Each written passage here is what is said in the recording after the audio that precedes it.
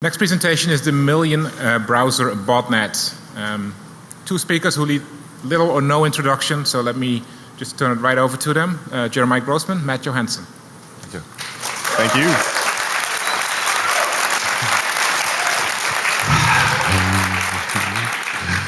Thank you, everybody, for attending our presentation today. We're pretty excited about doing this here. We've been working on this for 6 months, and all too anxious to share off what we got to show today. So Black Hat, I just want to say thank you for having us. Again, we come back every year. We love this event. Thank you for the Black Hat staff. You guys rule. And hopefully everybody's going to have a lot of fun in this particular presentation. So it's going to go by real fast. We're going to have a lot of fun. Just a little bit of background on the company that we work for. We work for White Hat Security, founder and CTO. I'm manager of the Threat Research Center. And we mostly do during the daytime at White Hat is we break into websites, find vulnerabilities in them, and do that on mass scale. But we get to have some research time, and today we're going to start cracking browsers and use that to crack websites. So we're going to bring the whole web security full circle. Just a little bit about us. We do get around a bit, but founder CTO, actually my first Black Hat presentation was in 2002, so I've been doing this a while. So it's been a pretty fun ride, and so most of the time I'm either doing research, help with product development, and presenting up here. Yep, and I have a background in penetration testing and application security. I started in our Threat Research Center just hacking websites, and kind of moved up to heading an army of hackers myself. So I get to do all this cool research stuff. I'm hiring a lot. If you're looking for jobs, come talk to me.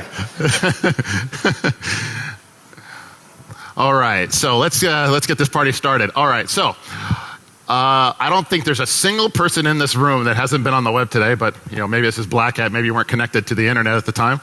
But when you go home, everybody here, everybody you know, everybody you interact with is going to be using a browser. It's just part of modern everyday life. And I'm going to describe for you a little about what that means and the way the web is designed to work. And that's going to be the critical piece of understanding here, is that everything we do, we're not really hacking stuff. We are using the web the way it was meant to be used. We're just going to use it for our own purposes. Yeah, let's just apologize outright. We don't really have a solution for anything we're going to talk about today. Sorry. Yeah. This is Black Hat. Yeah. All right. So when you visit a web page, and it doesn't matter what browser you're in, Chrome, Firefox, Safari, Opera, IE, whatever the case may be, by nature of the way the web works, it has near complete control of your browser for as long as you are at that web page. When you surf to the next page, it has complete control. So that JavaScript on that page or that Flash on that page can force your browser to do basically whatever it wants. Send any type of request, response to any destination on the internet or on the intranet. That includes cross-site scripting, cross-site request forgery. Hopefully you guys have a basic understanding at least of what these are. Also clickjacking and 1,000 other browser tricks. But we're going to go over some reviews so you understand browser security, but that's the general idea. The browser we get to control without zero-day exploits, and there's nothing you can patch against. If you don't know about cross-site scripting, you can ask Arsnake. Yeah. All right, so some overview of the stuff we're going to go briefly through because it's important for everybody to understand the state of browser security as it exists today. We're going to go through this list very, very quickly so you come to appreciate what we're talking about here. Because we're not talking about exploits that breach the browser walls, that land malware, the zero-day memory exploit stuff. We're just talking pure JavaScript that stays within the browser walls. So when you go to any website, most of them do. This screenshot here is from CNN. When you go to CNN, they have a metrics system on the site that forces your browser to make a request to metrics.cnn. And it has a whole bunch of information about your browsing environment, what browser it is, the version numbers, the plugins you have, operating system information, whatever you want. Because they want to know who's visiting their sites, what times of the day, using what technology. So that's very simple. Let's get a little bit more advanced. Let's talk about evil cross-site request forgery. JavaScript here is not necessarily required. So many of you might be running no script. Doesn't matter. We're going to do it with straight up HTML. So we can force your browser with JavaScript or HTML to hack any other website, upload illegal content, download illegal content, force your browser to search for anything that we want on any search engine, including Google. We can initiate bank wire transfers if you're logged into your bank, post offensive messages, and should we vote for Ed Snowden as Time Person of the Year. The one that syncs home here also is, Justin Bieber is kind of embarrassing. We can get this trending and get your names on some lists, but probably some worse lists is probably child porn. That kind of syncs the message there with CSRF. Yeah, we could force you to download child porn. So if there's guys from Google here that allow us to send about 1 million search requests for anything we want, just let us know. We'll do that. So the first line there, that's when we can force your browser to SQL inject any other website that we want, so we can make you a hacker and get you in trouble that way. We can force you to download torrents and make you a pirate and get all kinds of DMCA violations. Force you, like Matt said, search for Justin Bieber fan club. We thought that was pretty embarrassing. For those that are familiar with Weave and the AT&T hack, of which he's now in jail for, cycling numbers and URLs, we're not going to go into the legality of it, but we can make your browser do that too on any website that we want. And then also the last one there, it's kind of just a little voting example, but we can make your browser do all these things and there's not much you can do about it. Then we got login detection here. You come to a website that we control, we can know what websites you're logged into. Google, Facebook, Twitter, LinkedIn, whatever the case may be. There's about 6 different techniques to pull this off in a browser. So we know what sites you're logged into, and it helps us make targeted attacks against your browser to the user. But this is a user-specific attack. Moving on, we can de-anonymize. Let's say you're logged into Twitter. Let's say you're logged into Facebook. If we can clickjack you, which is make you think you're clicking on something, but you're really clicking on one of our like buttons or our follow buttons, we can actually de-anonymize you and tell who you are. It's not just random person logged into Facebook or LinkedIn. This is things we talked about. You click a link and we know your first name and everything you put on Twitter and LinkedIn. Just one click and we know who you are, right down to the city and everything in your profile information. One click. You think some tracking companies or some advertisement companies might want to know your actual full name? Yep. Yeah, I think that's pretty valuable to them. So these, again, we're just moving through history here. These are well-known things, well, amongst the black hat audience probably. We have intranet hacking here. So yes, we can force your browser to make connections. We can force your browser to make connections to the intranet and hack your DSL routers. First time we mentioned this was back in 2006. It is unfixed, still works great. We can force auto cross-site script you with auto frames. You come to our site, if we know a cross-site scripting vulnerability in a major portal, webmail provider or whatever, load up an iframe, auto cross-site script you, hijack your account, zip zap, you won't see it. And finally, actually we're going to get a couple of more here, we'll keep going fast through this stuff. We can load traditional malware, everybody's familiar with this. You SQL inject to land iframes on particular web pages, so you insert content. So you go to these infected websites, they'll iframe in malicious malware content that exploits your browser and owns your machine. So these are possible attacks in the browser. So these are some of the ones that we're going to focus on. So that's all history. Jeremiah's talked about a lot of that stuff in the past. There's other black hat talks about this. There's even talks about this kind of stuff, but the way that we distributed it is a little bit different. So this is some research that was about distributed computing using JavaScript to actually crack passwords. And the cool thing about JavaScript, besides being pretty easy to write, is that it's really, really fast. So in this particular research, he found a metric that you could actually crack or attempt to crack 100,000 MD5 hashes per second using JavaScript. So if you could distribute this JavaScript over a broad enough span, you could start farming out CPU and potentially get through a big pile of MD5 hashes really, really quickly. So this has actually happened. So these are some POCs. Ravan is one of the ones that actually does use the distributed model. It's not just showing that JavaScript can do it. This is actually distributed computing. You can download this today. The other screenshot there is just proving that JavaScript can very quickly, this isn't distributed by any means. It's just showing the speed of JavaScript cracking MD5 hashes. So this is using web workers. And I think it's about 12, you said? 12 web workers to, and they're attempting about 60 to 70,000 passwords per second per web worker times 12, do the math. And yeah, so this stuff is fast, it's been done, it's out there, you can grab it. But what we're focusing on is how we're going to distribute it. So this was Black Hat last year, this came out, so we're going to leverage it. So in that same vein, you can do, besides just password cracking, we could do denial of service. And this is the one that we really focused on in our research in the past couple months.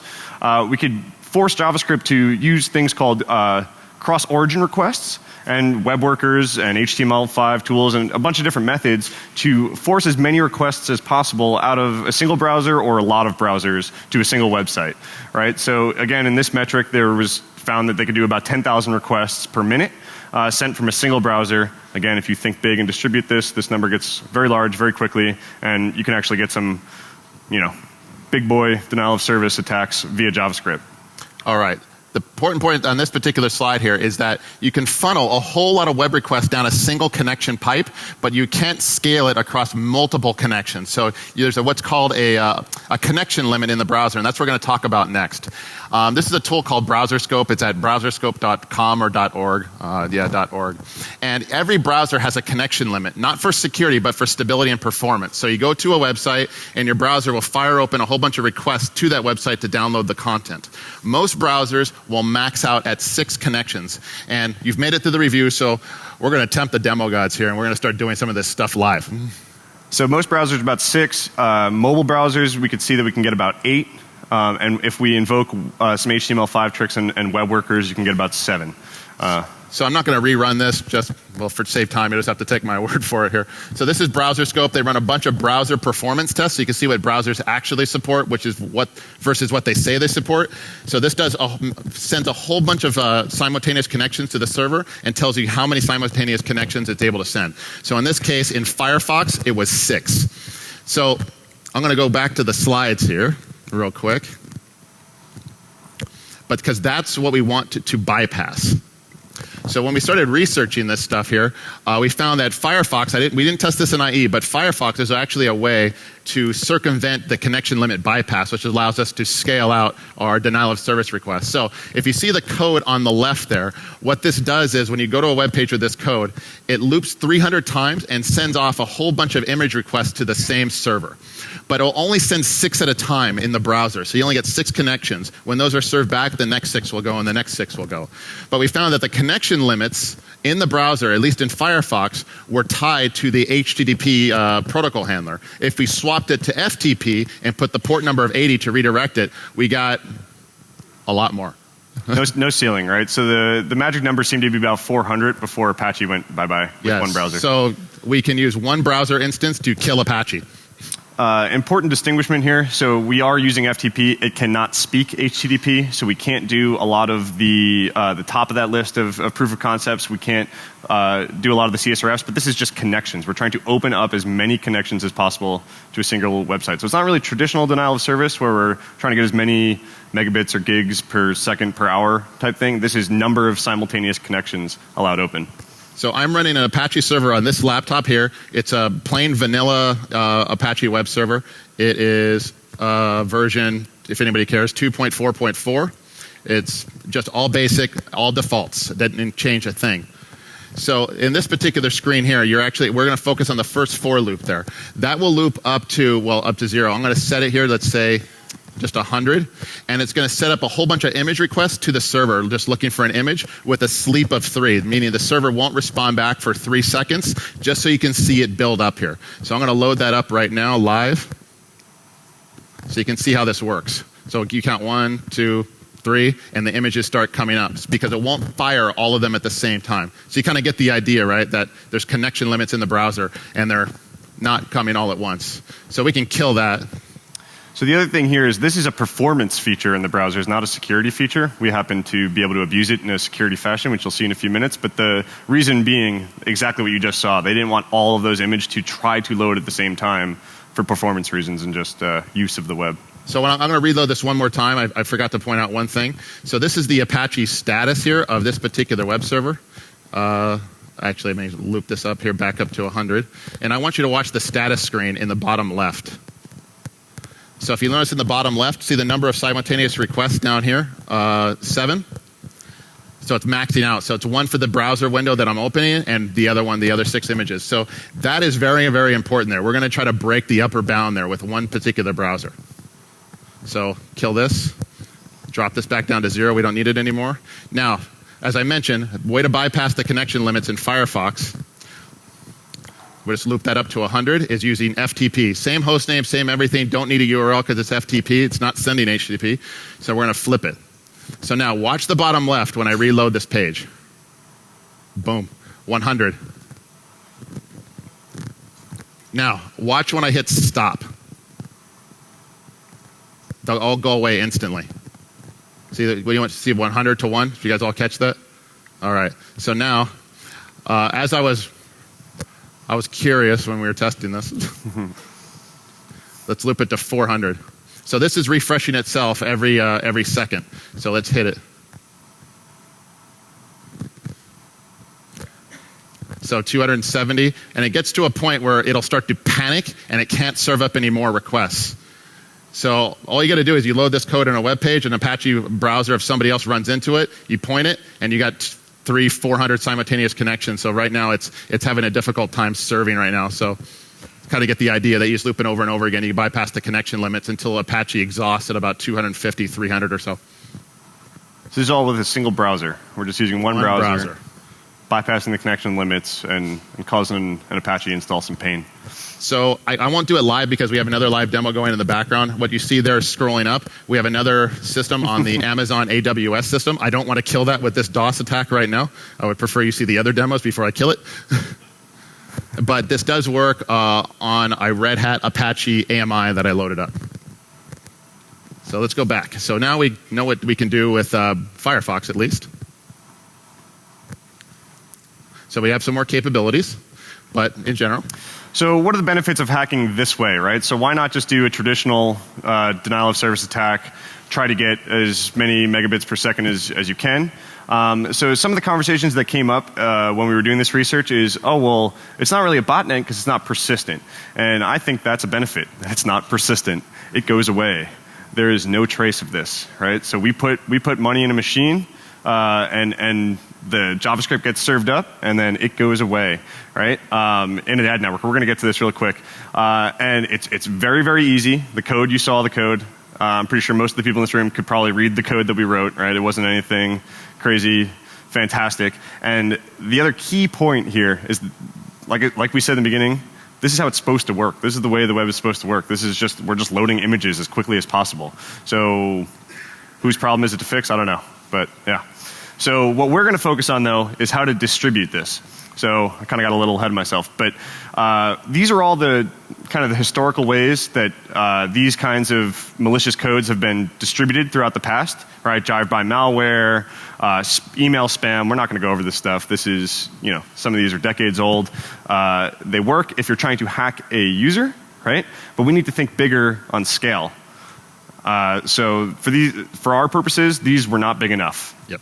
So we had all these ways to distribute our JavaScript, and that's the point. We could do a lot in JavaScript, but we have to get other browsers running it, a lot of them. And for this, we invoke the Crockford. For those that aren't familiar with Douglas Crockford, he wrote the book on JavaScript, so we figured he's a pretty good source for this information. So he says the most reliable, cost-effective method to inject evil code is to buy an ad. Let's try it. Let's try it. So how does an advertising network work? Because they get a lot of reach. So here's the ecosystem, if you will. First, you have the advertisers on the top that want to show you something, some kind of ad to buy flowers, a date, whatever.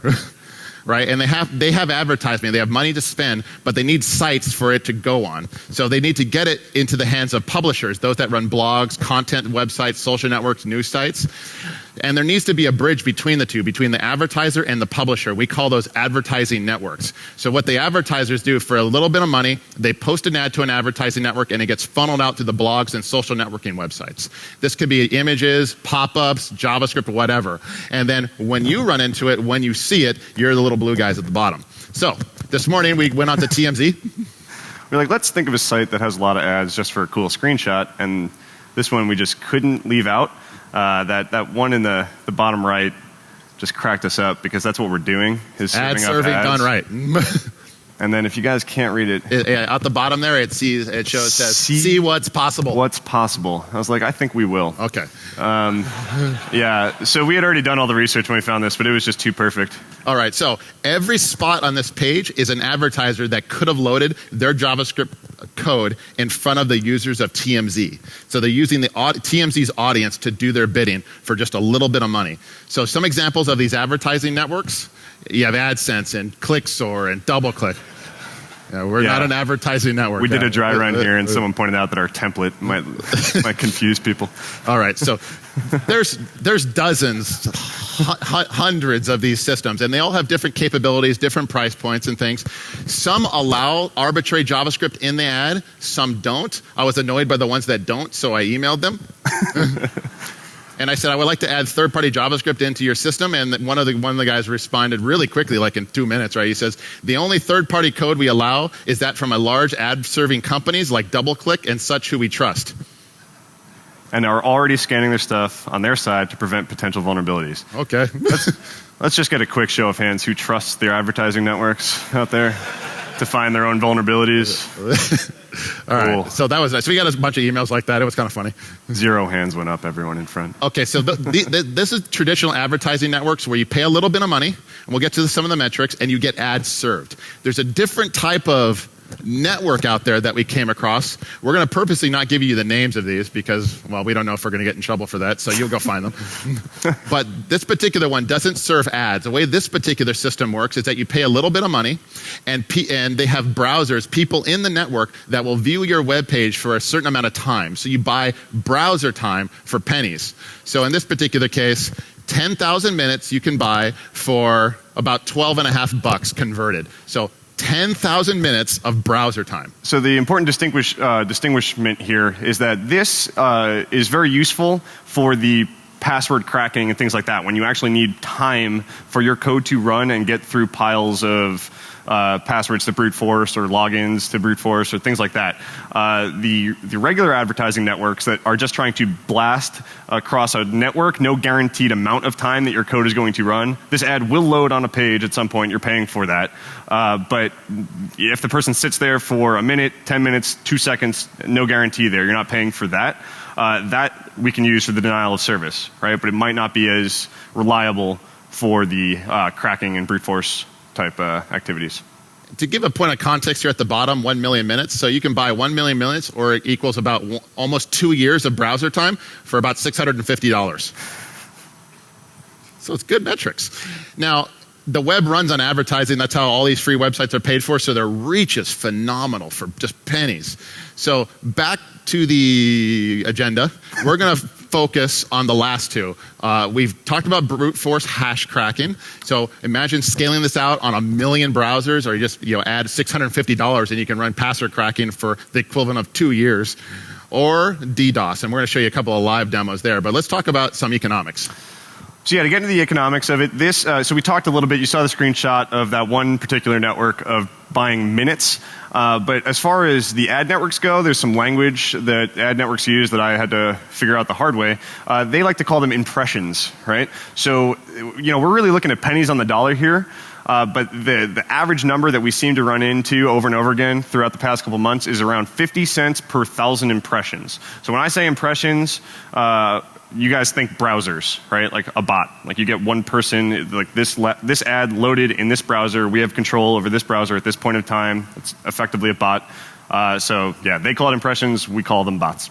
And there's no particular reason why bad guys, real bad guys, when they steal credit cards, they couldn't use stolen credit cards to buy minutes or buy impressions this way and leverage what we're doing here.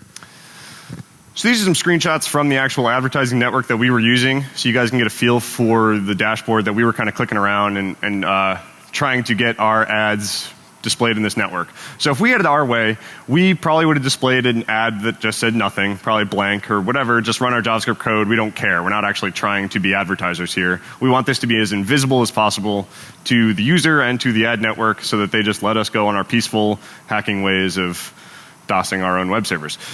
So again, you could see, for the first, I don't know how many months of this research, we hadn't even spent $10 yet. And we were already taking down our web servers and all this stuff. So you can really do pennies on the dollar here. You could set daily limits. You can do all the sorts of things that you would think you'd be able to do in an ad network. Pick specific keywords that you want your ads to focus on. Potentially pick geolocation, pick operating systems or browsers that you would like your ad to particularly focus on, mobile, non-mobile, all those kinds of choices. I just picked as broad as possible. I just wanted this ad to get everywhere. So I just picked, they made you pick a keyword, so I picked computers. So sorry, guys. But there was all the adult keywords. You can imagine what this side of the internet looks like. But yeah, on the bottom you can see some of the days. The first day of research, we actually got 15 clicks. That's return on investment there, guys. Come on. So I'll show you the ad. It's going to be even funnier once you see the ad. There's 15 people clicked it. But yeah, you can see the amount of money that we spent each day versus the amount of impressions. The second column is the amount of impressions that we got that day at any given time. So again, there's no guarantee of minutes here, but that's just at some point your code loaded in 8,326 browsers in this 24-hour period. Cool? So let's, how do we input this code, right? So a lot of the ad networks we went to, they just wanted to do a lot of it themselves. We picked this one because they let us do it. Yeah. So you can pick an image banner, great, like put an image up, give it a URL that when you click it, that's where it goes, or they give you the HTML JavaScript option. That sounds pretty good. So you can see we started out on the top, we had to go through this whole approval process. That was probably the hardest part of all this research was the approval process, not for the reasons that you would think. They happen to not be very good at reading JavaScript or even caring about JavaScript. What they actually cared about was if the ad looked pretty and worked like an ad. So I couldn't really go about our invisible way of just mystical JavaScript going on in the background. But you'll see in a second what got approved. So we started out doing the code that you saw Jeremiah tinkering with just straight up in the ad, which was fine. Here's the code. They saw it in this text box, got approved, no problem. But anytime we wanted to tweak something, we're doing research here, things change, like the URLs, or if we wanted to try something new, it had to go through a reapproval process. This didn't take long, but it was just getting annoying because sometimes they'd approve it, sometimes they didn't. Like, it was just getting really weird. At one point, I think their email application was stripping script tags, so all of the JavaScript stuff was going away. So I actually replaced it with, please put a less than sign here, please put a greater than sign here, and then they came back and said, your ad's not displaying properly, and it still had please put your less than sign here.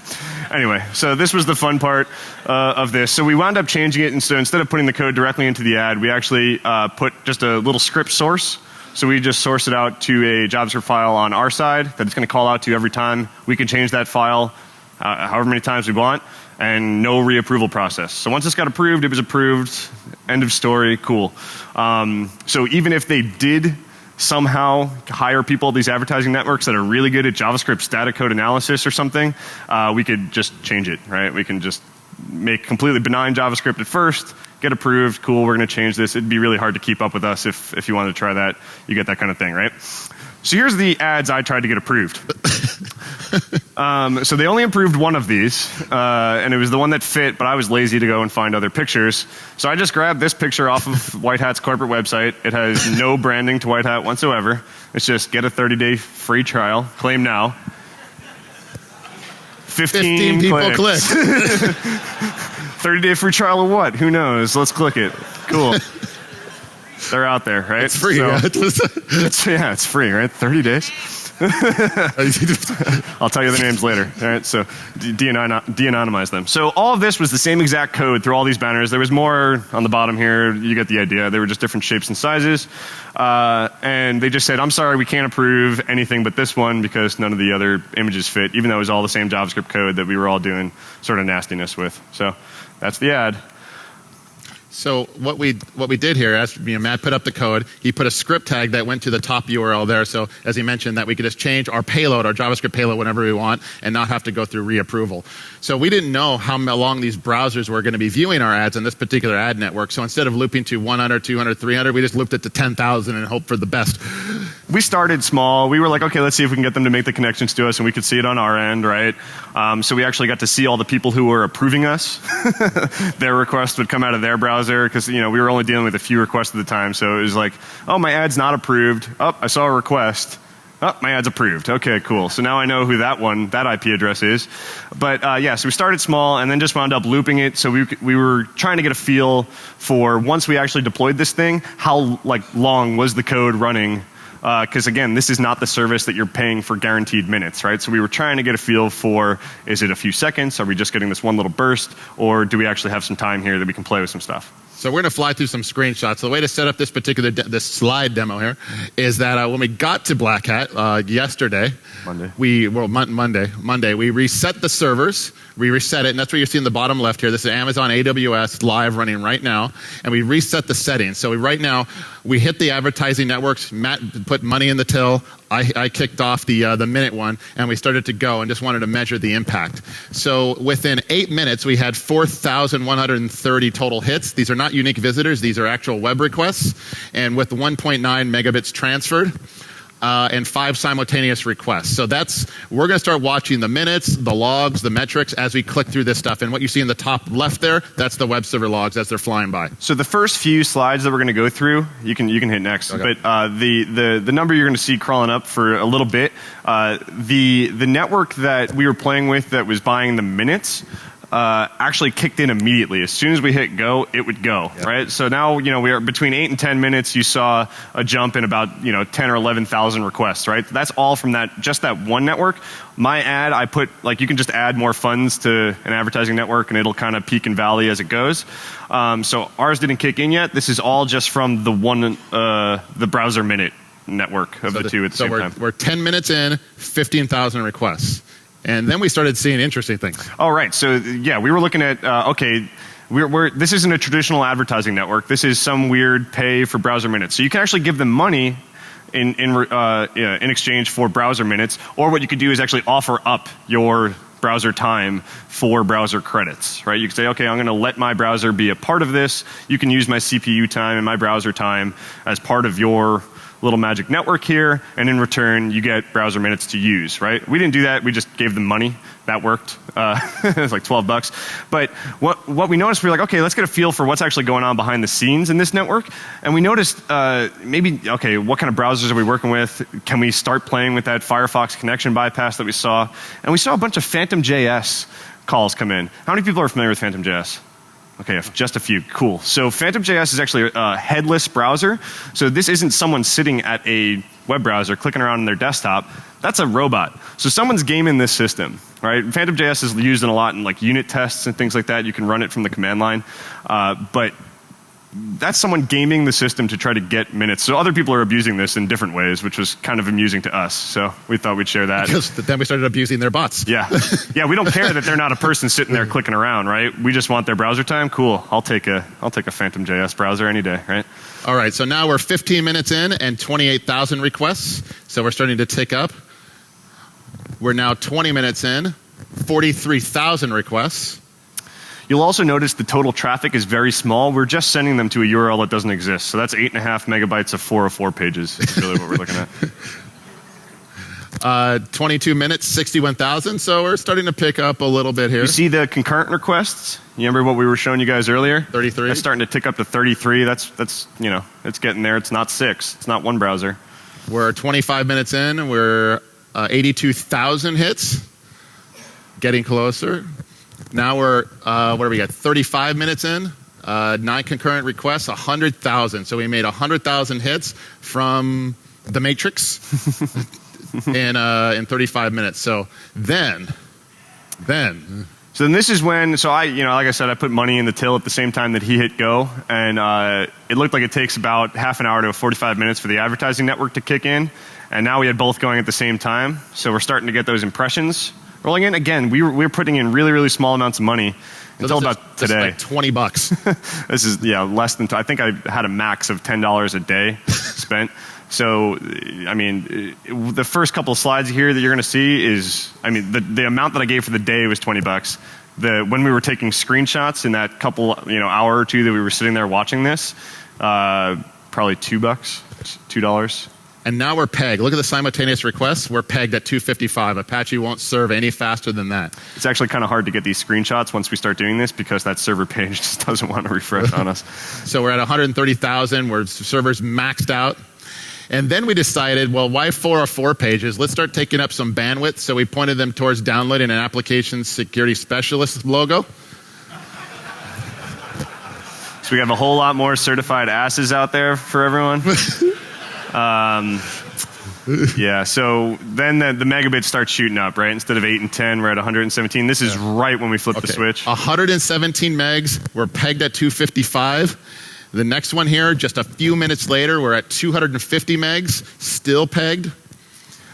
And then at about 1 hour elapsed, so about 20 minutes of images, we're up over a gig of transferred traffic.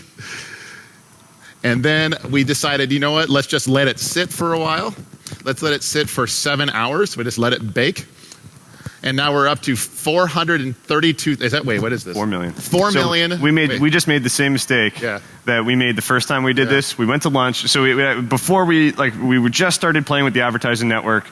We had like 30,000 hits over a bunch of hours. We were still tinkering with our code. We finally hit that 10,000 number, and it was kind of taking a while for the advertising network to kick in.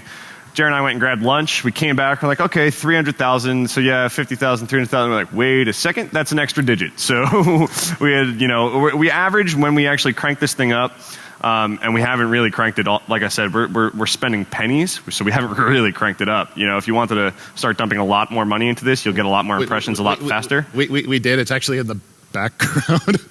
yeah, it's kind of going on right now, and we've only even then kind of cranked it up. We're averaging about 1.5 million connections per hour, and that's continuously 256 concurrent connections. Say that 5 times fast. And so that's, our Apache server was really, really feeling it at that time. So now we're at 117 or 114 gigs on Amazon, and I'm kind of like, I think the Amazon hosting is actually more expensive than the hack. So hosting our server that we're trying to take down. And then we let it bake for 18 hours total elapsed, and now we're up to 239 gigs transferred, 8.1 million requests. So that was overnight, and so we are kind of noticing that the advertising network kind of goes in peaks and valleys with the internet, right, as far as impressions go. So it kind of slows down overnight. And then now we've used up half our minutes on the system, and we go, okay, we kind of need more minutes, and we don't know what's going to happen in the middle of the night, so we decided to do e-commerce at Black Hat, and we bought some more. Not recommended. I broke my own rule. But now we're at 250 gigs of traffic, and that's kind of a lot. And to give you an idea, and we're going to go through some of the live stuff here because we'll have a lot of time. See the metrics, or you probably want to cover this? Yeah, so this is how you add funds to it, just to give you guys an idea. It's really that easy. Like, we're just throwing money into this thing, and it just keeps going. We try to spend our speaker fee, but it's been hard. Yeah, we were like, okay, cool, they're paying us, let's dump it right in. We were like, oh, it's Vegas. We didn't know how quick this all was going to work. Like, once we added money to it, we didn't know, okay, how fast until this turns around and starts actually DOSing something. So like, oh, we have this whole idea. It's going to be Vegas. We're going to get the speaker fee and cash on the stage and slide it across and do this whole ad network thing and DOS our server. But it takes a little bit too long to do that on stage. But you can appreciate the theatric idea, I'm sure. So we're tailing the log files live on our Apache AMI. So that's the requests as they're coming in. And this is the Apache status screen. It keeps dying because it's DOSed. So the permission denied is requesting an image that I just turned off the perms for. Yeah, I could turn it back on, but I don't want to show you my root password. We did notice. So why not, man? This is a trusting crowd. So we did turn the image off because we noticed that the actual hits were slowing down when we actually gave it an image, because we haven't mentioned this. We haven't even invoked that whole connection limit bypass. Oh, yeah, we didn't use the Firefox hack. So this is all still just 6 at a time per browser. So we were really nervous to kind of push that big red button and start pushing the whole FTP bypass out there. We just didn't know what was going to happen. So we stayed on the side of legality, and this was impressive enough to us. So without even really trying and spending a lot of money, you can see right now that's live. So we took the image away because it slowed down, because it was actually trying to load the image before moving on to the next 6 requests. So that 243 gigs you see kind of stayed the same in the past day, because we were like, okay, let's get this hit number back up. So when we met in the speaker room this morning, I think that was at 15 million. Yeah. And it's at 20 million now, a few hours later. Concurrent connections, because we're going to the 404 page again. So the only reason we're not able to pump more traffic because we just incremented. That was good timing. Oh, the server dies. So we're going to try to get bigger test platforms and funnel more traffic, because the only reason that's at 20 million, not at probably 100 or a billion, is because there's only one Apache server. The server is pretty slow itself, right? So that's not that impressive, but you guys can kind of get an idea for the scale here, and if you could scale this up, it's really not that much money to do damage to normal websites out there on the internet. So since we're here, should we DOS it? Yeah. With FTP DOS? FTP, push the big red button. We don't know what's going to happen. So we're pointing at the Amazon instance. So just So you can see, so that Matt's ads that he put on the network, it's pulling that. It was pulling that code right there. So that's the campaign.js. I named it campaign just to ease the approval process. And you could. It's my ad campaign. I'm so clever.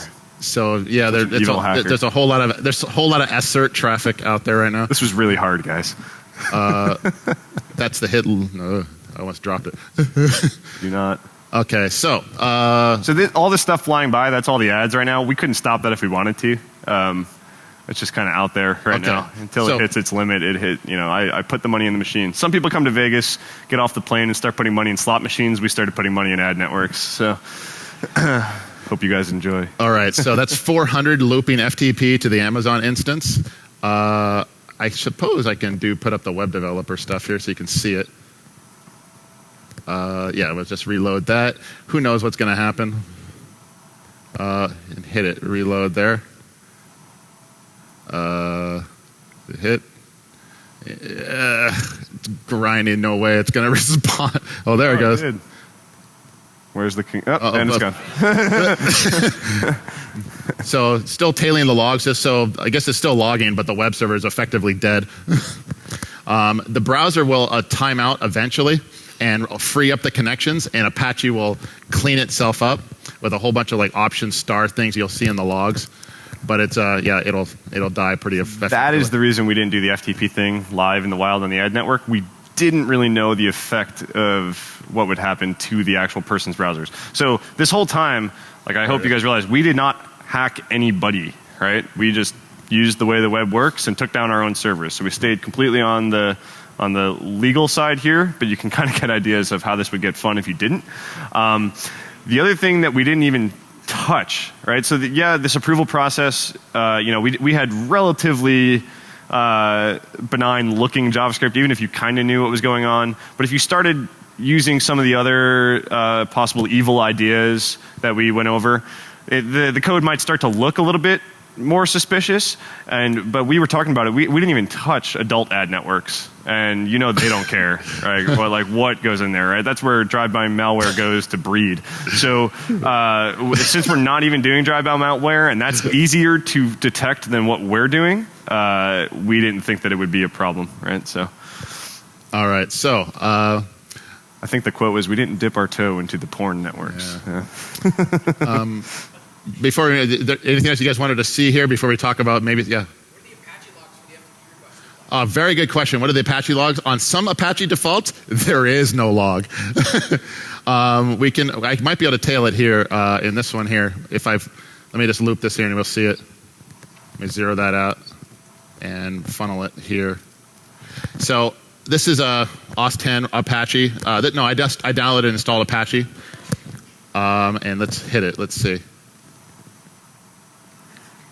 And make sure this is running. So that's the local one. Yeah, it's local. So on this one here, it doesn't log. On the Amazon server, for whatever reason, you'll see 408s with no URLs. Because it's not sending HTTP. It's not sending. It just says 408, and you don't know what's coming out to you unless you're running packet capture. But it's still port 80, and it's still opening connections. A lot of them.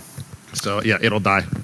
Get back to the slides here. All right. So yeah. So we got. Okay, we're good. So now. This is the stuff we do with staying on the right side of the law. Obviously, as Matt said, we could have gone much, much further. And then as it happens, as it normally happens in the world of information security, advertising networks, they're not software developers over there. Believe us, they're not software developers. They run advertising networks, so they're advertising platforms, and there's actually advertising platform software, so you can be your own advertising network. And one of the ones they use out there that's quite popular is called OpenX Source.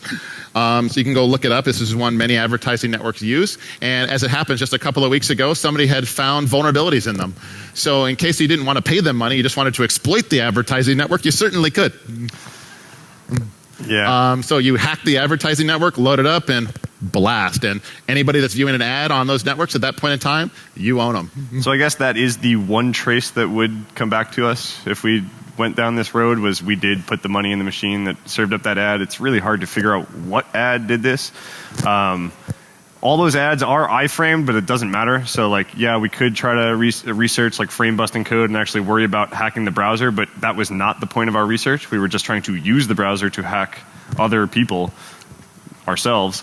Hack yourself first, I guess, right? So, yeah, but like we probably could break out of that and start hacking the people themselves, gain some persistence using local storage and some other things, but we just didn't go there. So this research will continue. Again, we're just using one Amazon AMI. We're going to get together with some of our partners out there and try to go after the DDoS protected websites and see how much traffic we can funnel at them, because again, we're not in the defense industry, we're in the offense industry. So we're going to start sending a lot of traffic that way and some follow-up stuff. And we're actually going to try to do the hash cracking in the ad network, right? So we have metrics that give us a good idea of JavaScript can do this much this fast. We want to correlate that to dollar amount, right? So how much per 50 cents can you crack? How many MD5 hashes per 50 cents can you crack through? So because again, it just impressed the heck out of me. You can get to 1 million browsers, maybe not in a single moment in time, but you can get to 1 million browsers out there for $500. Million browser botnet. Ta-da! All right. So let's before we get the questions, let's just got to invoke Kaminsky. All right. So I've been working in web security for a while. I've said before that I think we have to break the web in order to secure it, because what it's designed to do now, unless we're able to break business models, is really going to be difficult to secure this stuff now, because we're using the way the web was meant to be used.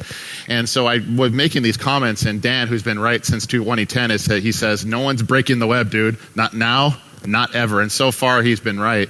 And because you got to think about this particular problem. Whose problem is this? Is it the advertising network's problem? Is it the browser vendor's problem? Is it the website owner's problem? Maybe we don't even know whose problem it is, not really, but we also don't know whose responsibility it is. Like, this is kind of why we're here. You know, who fixes this? Yeah, I mean, we're loading images. I think that's supposed to happen. So, yeah, we're just loading a lot of them very quickly. So, yeah, we've tossed around some ideas of who could impose limits where.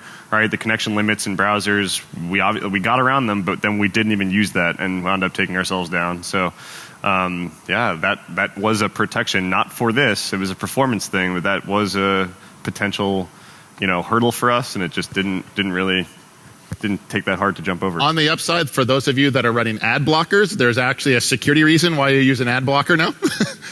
So you just use ad blocker or disconnect, and and your browser won't be leveraged this particular way. But share the knowledge.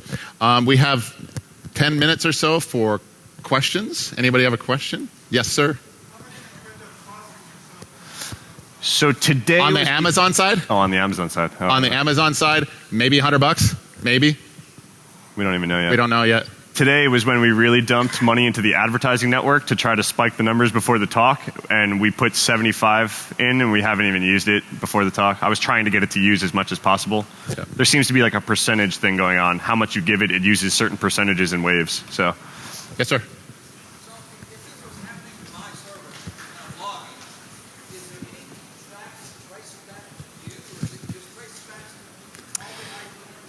It goes to either the advertising network or the user's browser, not to us. There might be some identifiable information of what advertising network it was and the user agent or things like that, but it's just the browser. It's like the IP, the in our logs. Like I said, when our ads were getting approved, we were seeing the IP address of the approver, right? So we didn't see anything about us. So yeah. So we'll take questions up here, so if you have some time. But thank you everybody for coming. Hope you liked it.